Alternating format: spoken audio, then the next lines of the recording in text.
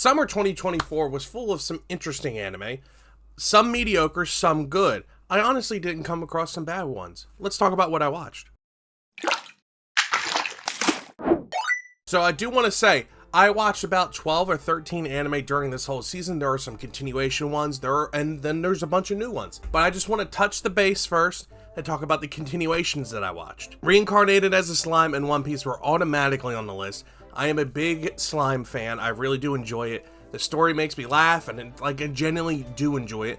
The One Piece is freaking One Piece. I'm a big fan. I've done the D&D video talking about the One Piece homebrew we did, and One Piece is really good, and I thoroughly enjoy it, so I'm keeping up with all the anime episodes that are coming out. The other one that was continuing, and I think I'm going to add it onto the good list, was Spice and Wolf. This remake has been really good, but I will touch on it during the good part of the season that I watched. So I do want to start with the mediocre ones. I watched, let me do a quick count real quick, 11 different shows, and 3 of them were continuing. So let's talk about the mid shows that I came across this season. The first one I want to talk about is the strongest magician in the Demon's Lord army was human.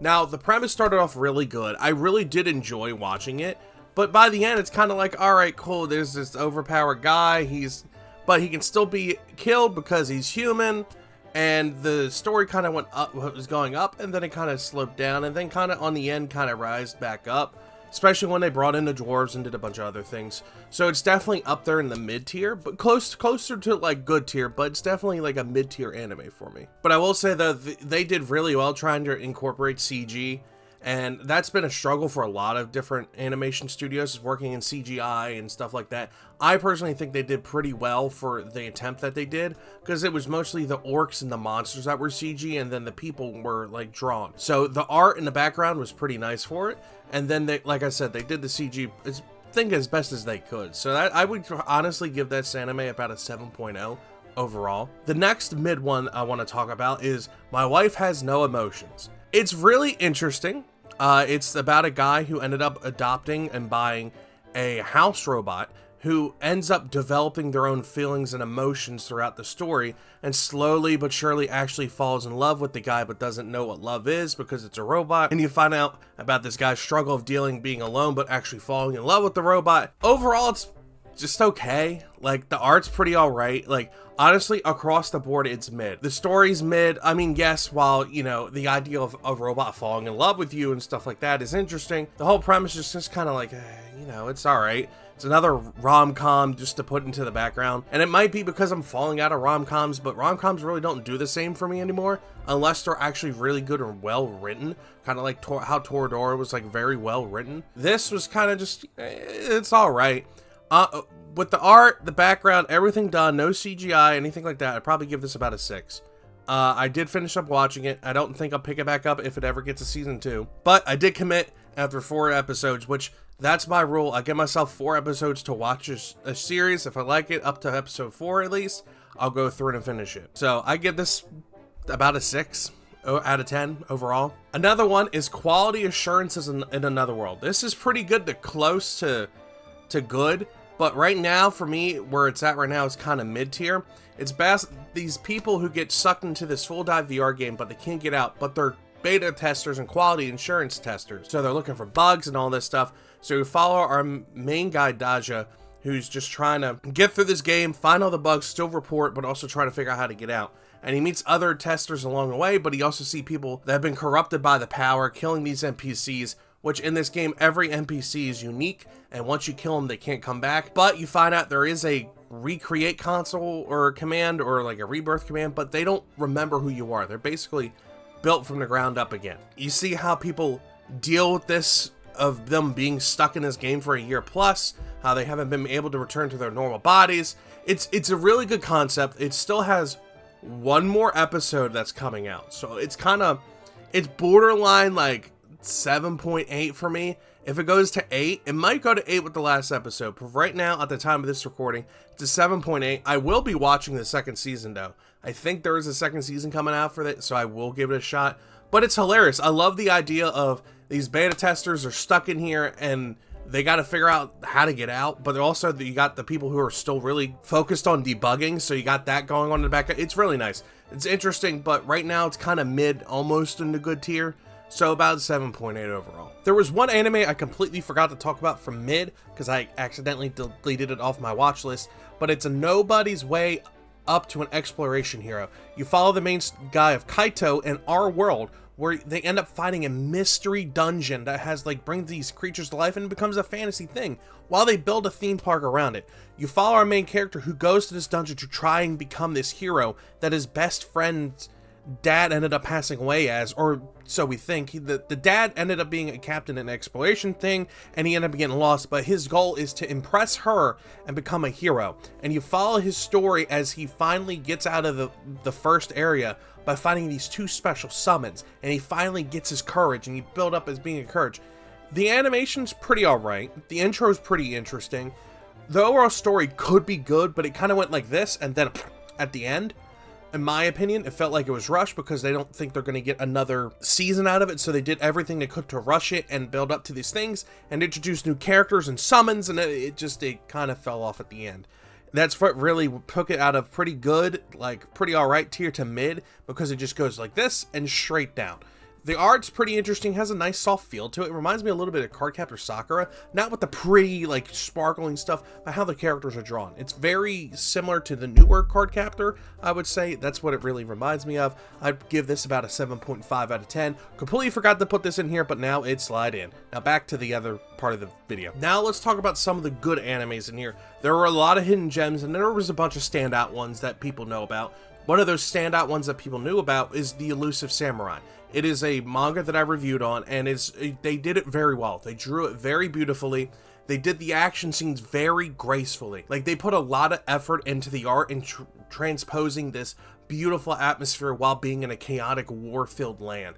They did really good on following the story of our main character, who has to deal with the fall of his clan. Toyuki figures out how to do it and pushes through, and with the people around him, he gets this power and confidence, and you slowly see this destroyed kid build up and become very powerful and happy with himself. He knows what he wants for his people, he knows what he wants to do, and he knows what he has to do. And he's earned this courage, and he's built up these people around him that care for him and want to be his retainers and want to see him succeed. It's really good. I went and bought all the current manga that's currently out. Hold on.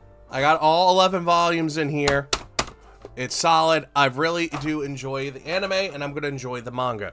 So, Elusive Samurai is definitely about an 8.5 out of this series season, and I really do think it's going to be great when season 2 comes around. Another one that kind of took me by storm was Ossan, Newbie Adventure, Trained to Death by the Most Powerful Party I Became Invincible. It's a long-ass title, but what really took me by storm and really surprised me was the opening. It really reminded me of old school Dragon Ball, which I really do love, and the atmosphere they're bringing to this show. The Ossan adventure follows this man who's in his 30s who ends up becoming a late bloomer and going and becoming an adventurer. He worked as a guild assistant at the adventure hall and watched all these people slowly become better adventurers, and he got a little bit jealous. And then one day he came across this dark elf who told him that he had a chance and he could do it, and he ended up standing up against this dragon and turned into this whole thing. So he ended up spending 2 years training with the world's strongest adventurer party, and he becomes a monster in his own right. But he doesn't truly fully believe in himself in the beginning, and you see how much overpowered he is and beyond people's comprehension. It's beyond insane. They take a very good approach of, yeah, you got this middle-aged man that's kind of, out of the game, but he's also super strong, and he has this dream of defeating this monster. He gave up on his dreams early on, but now he's here to conquer those dreams. Ossan Adventure definitely was very enjoyable, gave me a couple laughs here and there, very good soundtrack to it on top of it, and it was really well drawn, and the background was very amazing. All the side characters have personalities come through and stand out. Now, there are some little gripes, like some of the main party they haven't really touched on yet, which I feel like in season 2, because this definitely shows like it would end up becoming a season 2, it would develop and like engross on those extra like main characters. But for right now, I'd probably stick this about an 8.5. Definitely gonna watch, definitely continue. It does have one episode that just came out, which I have not watched, on the 23rd of September. So I'm very curious on how it's gonna go. I'll end up watching it later, and yeah, we'll see how it goes. The next one I do want to talk about is Dahlia in Bloom, crafting a fresh start with magical tools. I talked about this in another video that's going to come out after this, but this one is one I really do feel like that was slept on, especially since it appeals to adults. It follows this girl who ended up being reincarnated because she died at work. All she did in her life in this world was work, work, work, and she ended up dying at her desk all alone. So she ends up getting reincarnated, and her father becomes something quite of an interesting character to her, and she really does fall in love with this man as her actual father.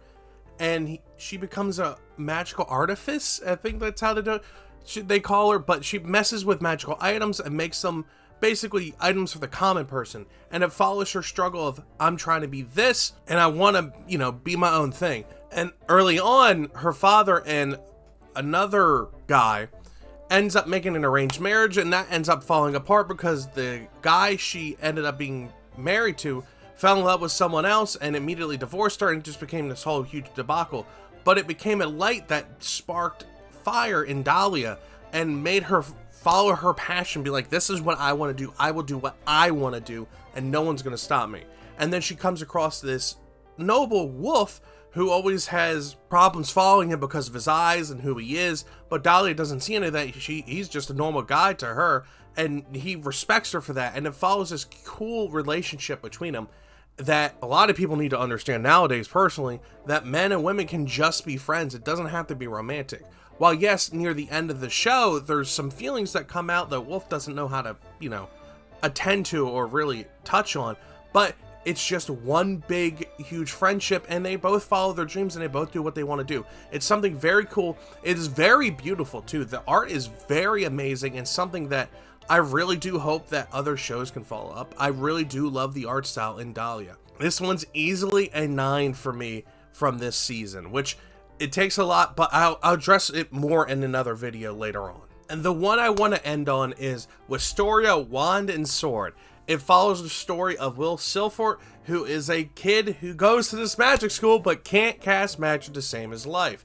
And he ends up becoming called Laggard, and people make fun of him. But little did they know he's actually really strong. So in this world, they focus on magic instead of physical strength, and they make fun of the dwarves because in some point in this world's history, elves and dwarves ended up coming into this world, and there was a fight between everyone and the dwarves lost. But they earned respect because they can take down people that wield magic really good. They were just outnumbered. So Will has this respect for the dwarves, but he ends up learning how to use a sword, and he becomes very good and goes into these dungeons by himself, overcoming these magical creatures by himself with just a sword. And it shows his strength, and as the show develops, it shows his prowess and how smart he is. Even though he lags behind in magic, he still has an end goal of going to this high tower to meet his childhood friend who is a prodigy in magic. And he wants to meet up with her again because he's in love with her. He said it a couple times.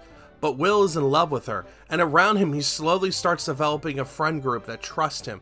He has one to begin with, Colette, but then another person who makes magical items. And then as the story goes on, more and more people start surrounding him, realizing how good of a man he is, how strong he is, what he can actually do, and what he brings to the table. It's really good. The action scenes are fantastic. This caught me off guard. A friend of mine said, hey, this is one that's coming up. You really need to watch it.